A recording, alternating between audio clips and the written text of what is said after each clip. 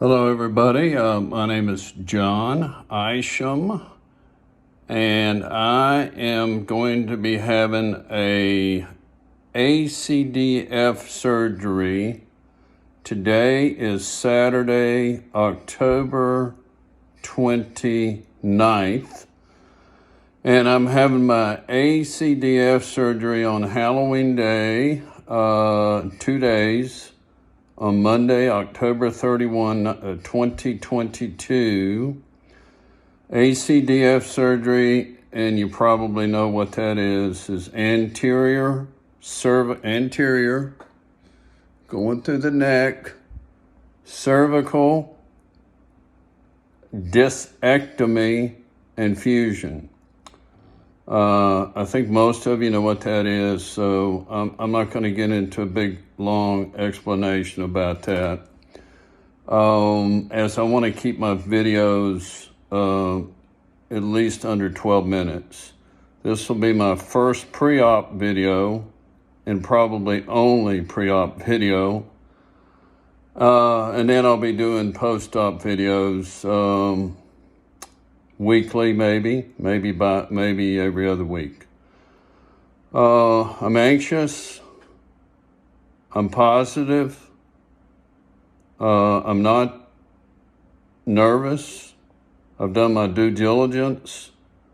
I'm not a newbie to major surgeries. I'm under 1 month shy of being 70 years old.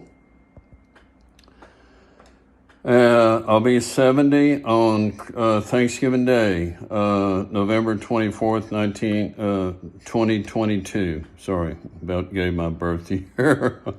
Sorry about that. I'm usually a very jovial guy, smiles a lot, but you can tell that I'm in pain, okay, because I am. Now, I'm having 4-level and Acdf surgery. Not too many people have 4-level. I've only seen 4 or 5 people on YouTube, and I've YouTubed myself to death the last 2 to 3 weeks about this surgery. All the videos that I watch are positive. I don't watch anything negative. But not too many 4 levels. The reason for that, there's only probably 10-12% of the population that have a 4-level Acdf surgery. My levels are C3 through C3 through C7.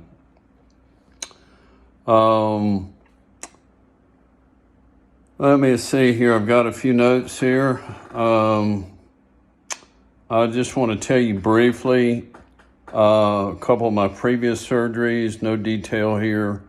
I went through the same due diligence process that I'm going through on this surgery. In 2019, I had, out of nowhere, I had shortness of breath and heart palpitations. Found out that I had a bicuspid valve, I had a heart murmur, and so I had aortic heart valve replacement. I have a bovine heart valve. And I did all my whole entire working career was up in North Carolina. I now live in Florida. So all my surgeries prior to this surgery were done at the Duke Hospital system.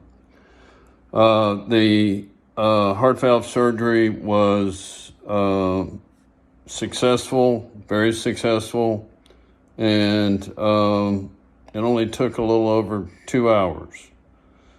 This surgery is going to take probably 3.5 hours.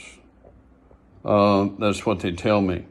I also had total knee replacement surgery the year before that, my right knee, and had that done also at Duke. And I put that off for over 10 years. And let me tell you, if you need a knee replacement, don't put it off, do it. I think it's the same principle as this surgery, because I just want to tell you that I've tried it all. I've tried every non-surgical alternative on my neck. I've had a bad neck for 10, 15, 20 years. 40 years ago, I was a passenger in a car accident, and my head hit the windshield. I think that started the process over 40 years ago. I will tell you the alternative procedures that I've had briefly. It's not going to surprise anybody. Acupuncture, chiropractic care, massage therapy, physical therapy, numerous epidural steroid shots, trigger point shots. The epidural steroid shots under X-ray guidance only lasted, the first one lasted maybe 2 weeks. The last one I had a couple of months ago lasted like less than a week. My surgeons tell me that my neck is a 9 out of a scale of 1 to 10, 10 being the worst. So I have a bad neck. My symptoms are pretty much like most people that have cervical spondylolisthesis, it's hard to say, and severe disc degeneration disease, which I have. In other words, I have neck arthritis, as you know. So cervical spondylolisthesis is just a fancy name, I hope I'm pronouncing it right, for neck severe, or in my case, severe neck arthritis. I have a lot of bone spurs in my neck, osteophytes. And so my symptoms are pain, chronic pain, never goes away. Back of my neck, sides of my neck, going down my top of my shoulders, going down the top of my back, my upper thoracic, underneath my shoulder blades. But with one exception that I don't have that most people have, is I've never had any numbness in my fingers or tingling down my arms or hands or any of that, which my neurosurgeon is scratching his head going I can't believe you don't have that.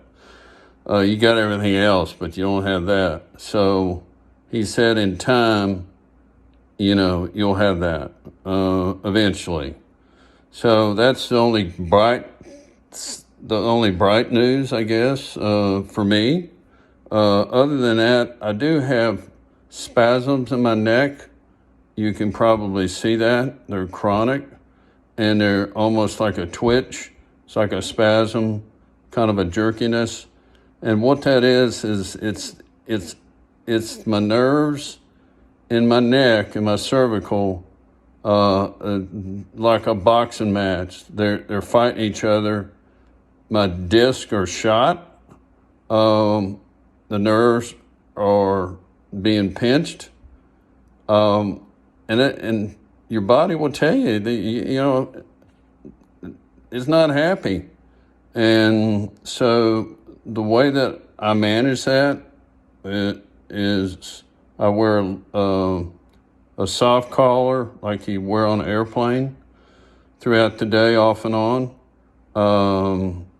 I do take some muscle relaxers that they prescribed recently that do help. And I do take some very mild pain medication that recently was prescribed. So anyway, enough of that. I will tell you that I always try to interview at least 4 surgeons. When you do an Acdf surgery, in my opinion, you need to go to either a board-certified neurosurgeon, or board certified spine surgeon. Usually a board certified spine surgeon is an orthopedic surgeon. Anybody else, I wouldn't go to. You want to do your due diligence on finding the right surgeon, and that's probably YouTube at another time. The bottom line here is I found the right surgeon for me. He's got 25 years experience. He's board certified neurosurgeon. His PAs, his physician's assistants have been with him the whole time. And his office runs like a Maserati. In other words, it runs like a fine-tuned Rolex or a fine-tuned high-performance car. And it's very clean. So there's things you want to look for in a surgeon. Surroundings are one. Two is the attitude of the surgeon. I don't have time to really get into that right now. Maybe I will later. But this will be my only pre-op video. I've never done a YouTube, so I hope I can get it uploaded to YouTube. I want to go into just a couple other things here too. Let's see here. The surgery is this Monday morning, Halloween day. First in. I get at the hospital at 5:30 in the morning. They do all the triage. They do all the prep. They do all the good stuff, getting you ready. The surgery will actually start probably around 7:45 in the morning, according to my surgeon. And the surgery will take, I have 4 levels. The surgery will take probably 3.5 hours. As most of you know that have had this surgery, you will have a breathing tube, and some people will be catheterized.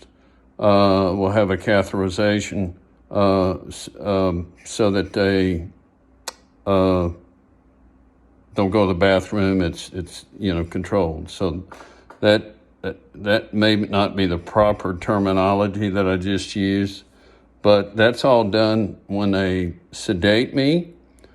They first sedate usually with propofol, the same medicine that killed Michael Jackson.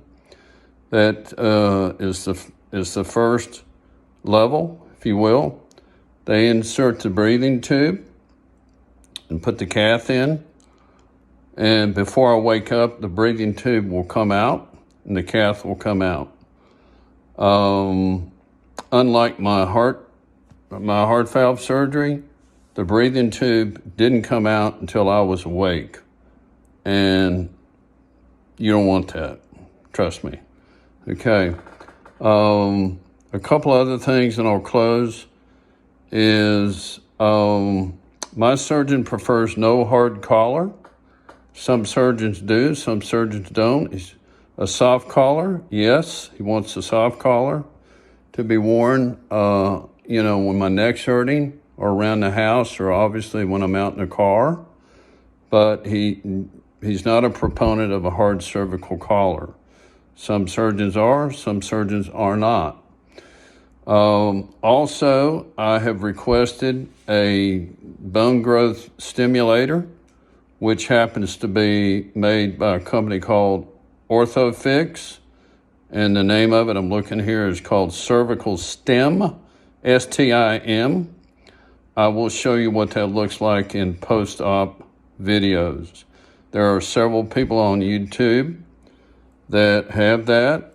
Usually you have the bone growth stimulator to enhance the fusion on when you have multiple levels, 3 and above. So not everybody gets this. It's prescribed, and sometimes, insurance companies don't pay for it. I'm fortunate I'm on Medicare with a supplement F, which takes care of everything. So wish me luck. I'm at 14 minutes. That's way too long. And hopefully I can upload this to YouTube so you can see it. So take care, have a happy Halloween, and God bless.